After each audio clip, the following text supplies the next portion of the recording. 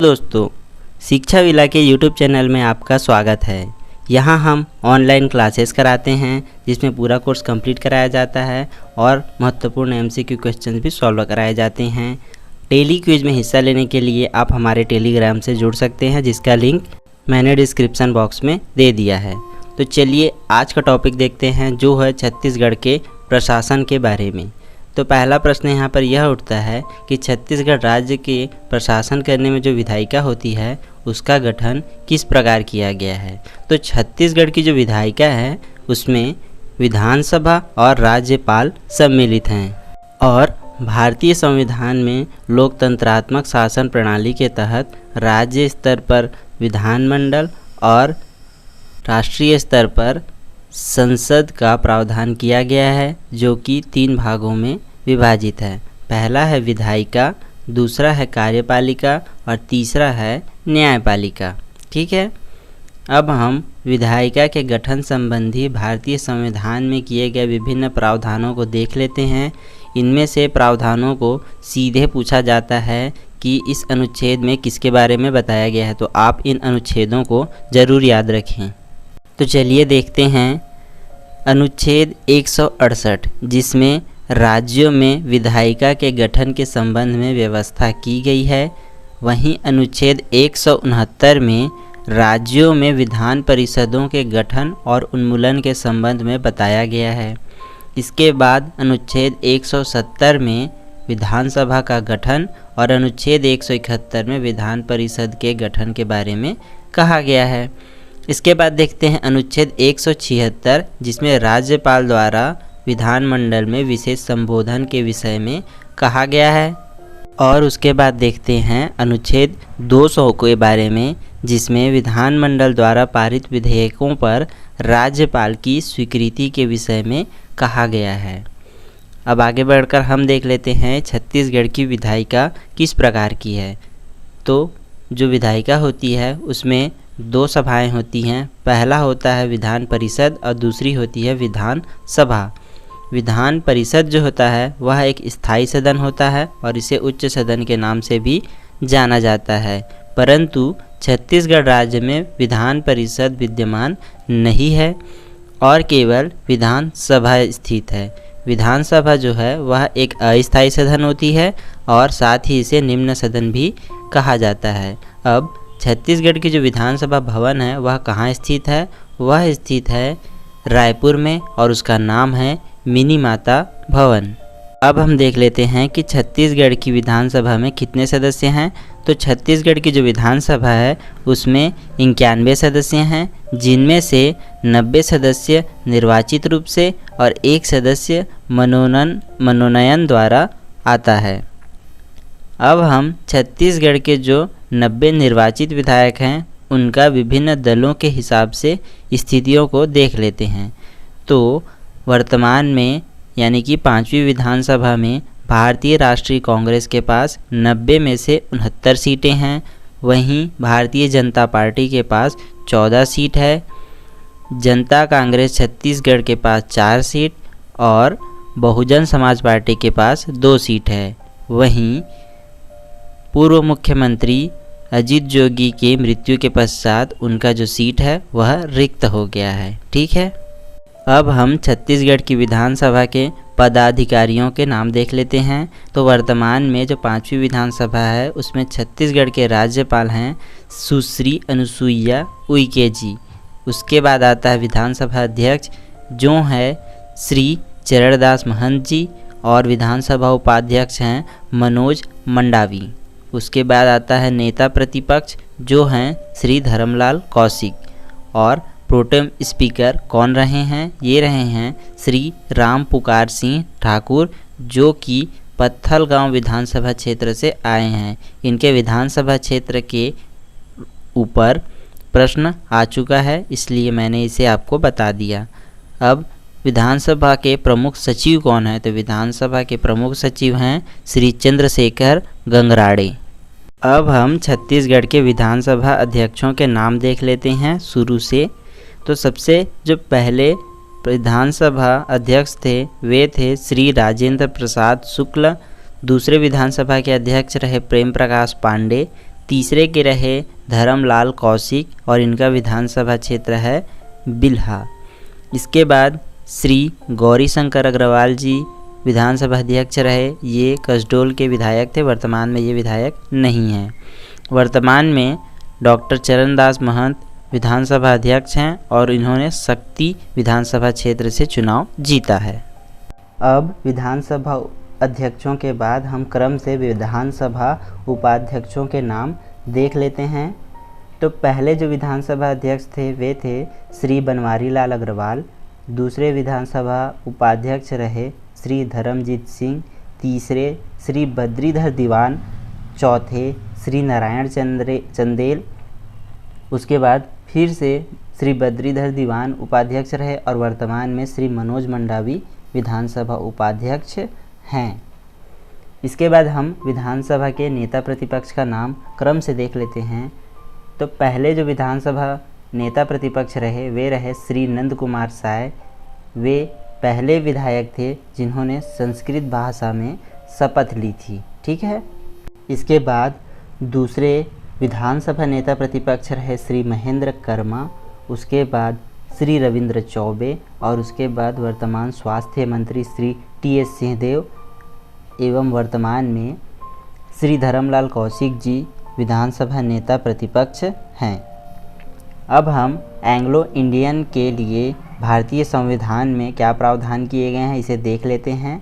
तो भारतीय संविधान में अनुच्छेद 335 के तहत राज्यपाल द्वारा विधानसभा में एंग्लो इंडियन समूह का प्रतिनिधित्व न होने की स्थिति में एक सदस्य मनोनीत करने का प्रावधान किया गया है। ठीक है। तो आप ये अनुच्छेद नंबर 335 को भी याद रखें कि यह विधानसभा के लिए एंग्लो इंडियन समूह के प्रतिनिधित्व के संबंध में बताता है। ठीक है।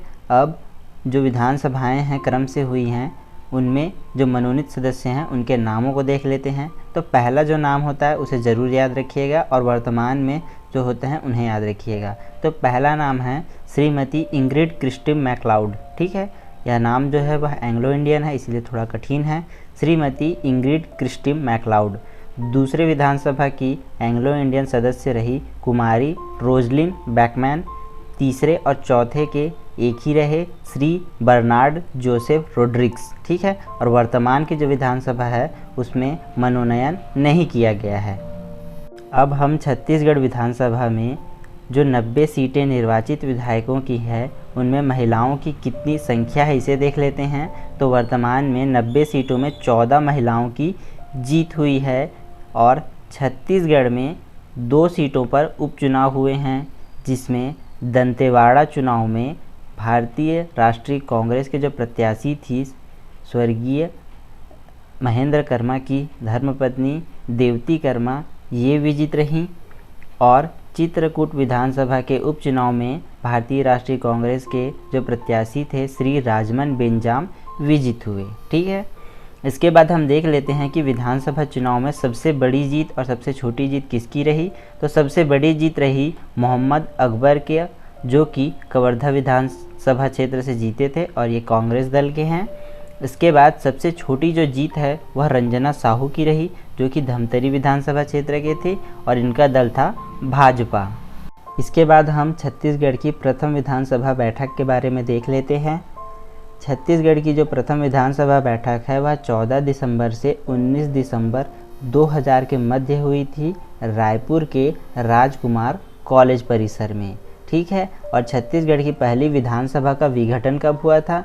यह हुआ था 5 दिसंबर 2003 को।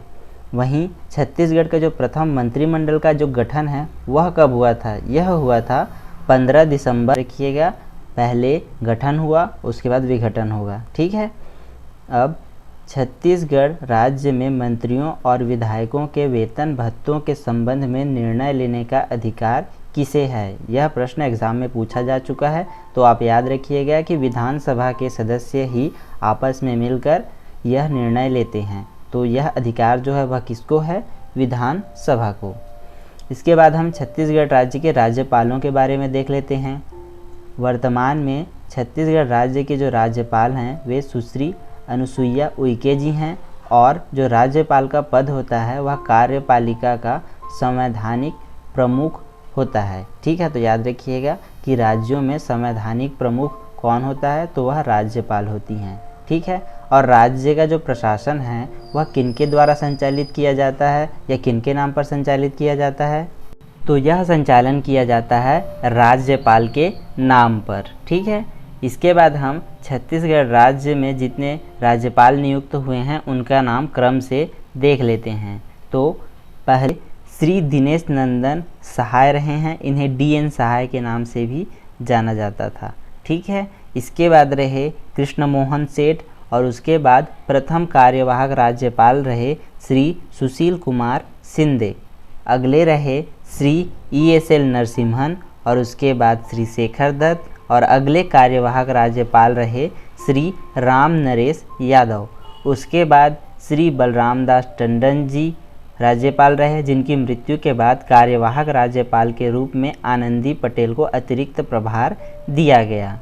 वर्तमान में सुश्री अनुसुईया उइके जी राज्यपाल हैं, जो कि पूर्व में राष्ट्रीय महिला आयोग की सदस्य रह चुकी हैं। इसके बाद मुख्यमंत्रियों को देख लेते हैं। तो वर्तमान में मुख्यमंत्री भारतीय राष्ट्रीय कांग्रेस के विधानसभा के नेता श्री भूपेश बघेल जी हैं और इन्हें वास्तविक कार्यपालिका प्रमुख कहा जाता है, यानी राज्य का वास्तविक कार्यपालिका प्रमुख मुख्यमंत्री होता है। भारतीय संविधान में एक प्रावधान है जो कि 51वें संविधान संशोधन अधिनियम 2003 के तहत बनाया गया है। इसके तहत प्रत्येक राज्य में जो विधानमंडल होती है उसके मंत्री परिषदों की जो संख्या है वह कुल विधानसभा सीटों का 15% होगा, यानी कि 15% से अधिक नहीं हो सकता। तो छत्तीसगढ़ में जो 90 सीट हैं उसके अनुसार छत्तीसगढ़ राज्य की विधान जो कहना चाहिए कि मंत्रिमंडल है उसमें 13 से अधिक मंत्री नहीं हो सकते हैं। इसके बाद हम क्रम से छत्तीसगढ़ के मुख्यमंत्रियों का नाम देख लेते हैं। तो छत्तीसगढ़ के जो प्रथम मुख्यमंत्री रहे हैं वे स्वर्गीय श्री अजीत जोगी जी रहे हैं। उसके बाद श्री रमन सिंह भाजपा दल से 3 बार लगातार मुख्यमंत्री रहे हैं और वर्तमान के जो मुख्यमंत्री हैं वे श्री भूपेश बघेल भारतीय राष्ट्रीय कांग्रेस के हैं। इसके बाद हम छत्तीसगढ़ के गृह मंत्रियों के नामों को भी क्रम से देख लेते हैं। ये सभी नाम आप याद रखिएगा, जितना आप ज़्यादा याद रख सकते हैं आपके लिए अच्छा होगा। तो छत्तीसगढ़ राज्य के प्रथम जो गृह मंत्री रहे वे थे श्री नंद कुमार पटेल। इसके बाद श्री बृजमोहन अग्रवाल, उसके बाद राम विचार नेताम, उसके बाद ननकीराम कंवर, उसके बाद राम सेवक पैकरा और अंत में यानी वर्तमान में श्री ताम्रध्वज साहू जी गृह मंत्री हैं। अब हम छत्तीसगढ़ के मंत्रिमंडल के मंत्रियों को देख लेते हैं कि वे कौन कौन से निर्वाचन क्षेत्र से निर्वाचित हुए हैं और उनके पास कौन कौन से विभाग हैं। तो सबसे पहले हम देखेंगे छत्तीसगढ़ के मुख्यमंत्री श्री भूपेश बघेल को, जिनका निर्वाचन क्षेत्र है पाटन, जो कि दुर्ग जिले के अंतर्गत आता है। और इनके पास कौन कौन से विभाग हैं, ये मुख्यमंत्री होने के साथ साथ इनके पास सामान्य प्रशासन विभाग, ऊर्जा खनिकर्म, जनसंपर्क, इलेक्ट्रॉनिक एवं सूचना प्रौद्योगिकी और वे अन्य सभी विभाग जो अन्य मंत्रियों के पास ना हो, ये सभी इनके पास हैं। छत्तीसगढ़ राज्य निवेश प्रोत्साहन बोर्ड के अध्यक्ष कौन होते हैं? यह प्रश्न एग्जाम में आ चुका है, तो आप याद रखिएगा। छत्तीसगढ़ राज्य निवेश प्रोत्साहन बोर्ड के अध्यक्ष मुख्यमंत्री होते हैं।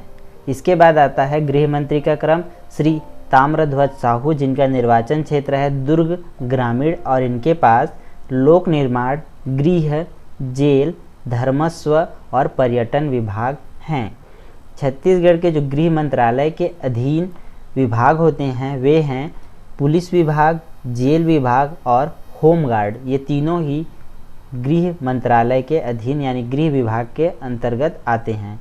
इसके बाद TS सिंहदेव जी, जिनका निर्वाचन क्षेत्र अंबिकापुर सरगुजा है, इनके पास पंचायत और ग्रामीण विकास, लोक स्वास्थ्य और परिवार कल्याण, चिकित्सा शिक्षा योजना, आर्थिक एवं सांख्यिकी, 20 सूत्रीय वाणिज्यिक जिनमें GST सम्मिलित है, ये सभी विभाग इनके पास हैं। इनके बाद देख लेते हैं कवासी लखमा जी को, जिनका निर्वाचन क्षेत्र कोंटा सुकमा जिला है। इनके पास वाणिज्य कर जिसमें आबकारी सम्मिलित है और साथ ही उद्योग विभाग हैं। इसके बाद मोहम्मद अकबर, जिनका निर्वाचन क्षेत्र है कवर्धा, जिला है कबीरधाम, और इनके पास परिवहन, आवास और पर्यावरण, वन विभाग, उपभोक्ता संरक्षण विभाग है। इसके बाद श्री जयसिंह अग्रवाल जी का नाम आता है, जिनका निर्वाचन क्षेत्र है कोरबा। इनके पास राजस्व और आपदा प्रबंधन, पुनर्वास, पंजीयन एवं स्टाम्प विभाग है। इसके बाद आता है अनिला भेड़िया, जो कि छत्तीसगढ़ की विधानसभा के मंत्रिमंडल की एकमात्र महिला मंत्री हैं। इनका जो निर्वाचन क्षेत्र है वह है डोंडी लोहारा, बालोद, और इनके पास महिला एवं बाल विकास है और साथ ही समाज कल्याण विभाग भी है। आप याद रखिएगा कि ये एकमात्र महिला हैं, तो इनके पास कौन सा विभाग है? महिला एवं बाल विकास। ठीक है। इसके बाद देखते हैं श्री शिव डहरिया जी को, जिनका निर्वाचन क्षेत्र है आरंग, जो कि रायपुर जिले के अंतर्गत आता है, और इनके पास नगरीय प्रशासन, विकास एवं श्रम विभाग है। इसके बाद 90 जो मंत्री हैं वे हैं गुरु रुद्र कुमार, जिनका निर्वाचन क्षेत्र है अहिवारा दुर्ग, और इनके पास लोक स्वास्थ्य, यांत्रिकी और ग्रामोद्योग विभाग है। 10वें जो मंत्री हैं वे हैं श्री प्रेम साय सिंह टेकाम, इनका निर्वाचन क्षेत्र है प्रतापपुर, जो कि सूरजपुर जिले के अंतर्गत आता है। इनके पास स्कूल शिक्षा, अनुसूचित जाति, जनजाति, अन्य पिछड़ा वर्ग और अल्पसंख्यक कल्याण विभाग है, और साथ ही सहकारिता विभाग भी है। यह जो टेकाम शब्द है इसे मैंने रेड में इसलिए किया है ताकि आप याद रख सकें कि ये जो है वह अनुसूचित जनजाति हैं, इसीलिए इन्हें अनुसूचित जनजाति विभाग दिया गया है। ये सिर्फ याद रखने के लिए एक निमोनिक्स है, इसे आप इस तरह से याद रख सकते हैं। इसके बाद 11वें जो मंत्री हैं वे हैं श्री रविंद्र चौबे, इनका निर्वाचन क्षेत्र है साजा, जो कि बेमेतरा जिले के अंतर्गत आता है। इनके पास संसदीय कार्यविधि एवं विधा कार्य, कृषि एवं प्रौद्योगिकी, पशुपालन, मछली पालन, जल संसाधन एवं आयकट विभाग है। इसके बाद युवा विधायक और युवा मंत्री श्री उमेश पटेल का नाम आता है, जिनका निर्वाचन क्षेत्र है खरसिया रायगढ़, और इनके पास युवा विकास हेतु विभाग दिए गए हैं। यह है उच्च शिक्षा और तकनीकी शिक्षा, कौशल विकास पर जनशक्ति नियोजन, विज्ञान एवं प्रौद्योगिकी, खेल एवं युवा कल्याण विभाग। तो आप इस तरह से याद रख सकते हैं कि एक युवा विधायक और युवा मंत्री हैं, तो इन्हें युवा से संबंधित सभी विभाग दिए गए हैं, जैसे कि खेल एवं युवा कल्याण, विज्ञान एवं प्रौद्योगिकी, उच्च शिक्षा यानी कि कॉलेज उच्च शिक्षा, कौशल विकास इत्यादि। ठीक है। इसके बाद 13वें जो मंत्री हैं वे हैं अमरजीत भगत, इनका निर्वाचन क्षेत्र है सीतापुर, और इन्हें योजना विभाग, खाद्य, नागरिक आपूर्ति एवं संस्कृति विभाग दिया गया है। इसके बाद हम कुछ डेटास को देख लेते हैं, जो कि छत्तीसगढ़ विधानसभा के सीटों के परिसीमन के पश्चात सीटों के आरक्षण को बताता है। तो परिसीमन के पूर्व अनुसूचित जनजाति के पास 34 सीटें थी, यानी कि 34 सीटें इनके लिए आरक्षित की गई थी, और बाद में परिसीमन के बाद यानी कि 29 सीटें दी गई हैं। अनुसूचित जाति के पास परिसीमन से पूर्व 10 सीटें आरक्षित की गई थीं, और वर्तमान में भी इनकी संख्या 10 है। वहीं अनारक्षित सीटों की संख्या पहले 46 थी और वर्तमान में 51 है। वहीं अगर एंग्लो इंडियन के मनोनयन की बात की जाए तो परिसीमन के पूर्व भी इन्हें 1 सीटें आरक्षित की गई थी, और वर्तमान में भी इनकी सीटों की संख्या 1 है। इसके बाद हम छत्तीसगढ़ के प्रथम मंत्रिमंडल के मंत्रियों का नाम और उनके विभागों को देख लेते हैं। तो छत्तीसगढ़ के जो प्रथम मंत्रिमंडल था उसके मुख्यमंत्री रहे स्वर्गीय श्री अजीत जोगी जी। उसके बाद गृह मंत्री का विभाग दिया गया था श्री नंद कुमार पटेल जी को। महिला एवं बाल विकास मंत्री श्रीमती गीता देवी सिंह रही। नगरीय प्रशासन मंत्री श्री रविंद्र चौबे, उद्योग मंत्री श्री महेंद्र कर्मा, कृषि मंत्री श्री प्रेम साय सिंह टेकाम, खनिज संसाधन जो विभाग है वह दिया गया श्री राम कुमार सिंह को। उसके बाद वित्त वाणिज्य मंत्री का जो प्रभार है वह श्री R.S. सिंहदेव को दिया गया। खाद्य मंत्री श्री धनेश राम राठिया, वन मंत्री श्री D.P. घृतलहरे, स्वास्थ्य मंत्री श्री के गुप्ता, जल संसाधन विकास मंत्री रही श्री धनेशा पाटिला, और धार्मिक न्यास राज्य मंत्री का स्वतंत्र प्रभार दिया गया वर्तमान मुख्यमंत्री श्री भूपेश बघेल को। ठीक है। यह जो प्रथम मंत्रिमंडल है इसमें कुछ नाम महत्वपूर्ण आप याद रखिएगा, जैसे कि मुख्यमंत्री, गृह मंत्री, उद्योग मंत्री, खनिज संसाधन और वर्तमान में जो मुख्यमंत्री हैं उन्हें धार्मिक न्यास राज्य मंत्री का स्वतंत्र प्रभार दिया गया था, तो यह भी इम्पोर्टेंट है। ठीक है, तो आप इन नामों को याद रख लीजिएगा उनके विभागों के साथ। तो इसी के साथ आज का हमारा टॉपिक और वीडियो समाप्त करते हैं। हम प्रशासन पार्ट 2 यानी प्रशासन भाग 2 के ऊपर लेकर अगली वीडियो आएंगे।